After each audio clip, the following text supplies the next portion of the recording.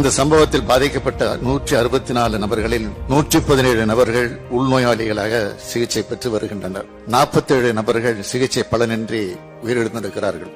இந்த சம்பவம் தொடர்பாக கோவிந்தராஜ் என்கிற கண்ணுக்குட்டி என்பவர் காவல்துறையினரால் உடனடியாக கைது செய்யப்பட்டிருக்கிறார். அவரிடமிருந்து 200 லிட்டர் மெத்தனால் சாராயம் கைப்பற்றப்பட்டுள்ளது. மேலும் இந்த சம்பவத்தை தொடர்புடைய தாமோதரன், மதன், விஜயா, கணவன் பெயர் கோவிந்தராஜ் ஆகிய 3 நபர்களும் கைது செய்யப்பட்டிருக்கிறார்கள். புதுச்சேரியிலிருந்து மெத்தனால் கொண்டு வரப்பட்டுள்ளதும் கண்டுபிடிக்கப்பட்டுள்ளது. இவர்களோடு தொடர்புடையவர்கள் யாராக இருந்தாலும் அவர்களையும் பிடித்து சட்டத்தின் முன் நிறுத்துவோம் என்பதை இந்த பேரவைக்கு நான் தெரிவித்துக் கொள்கிறேன்.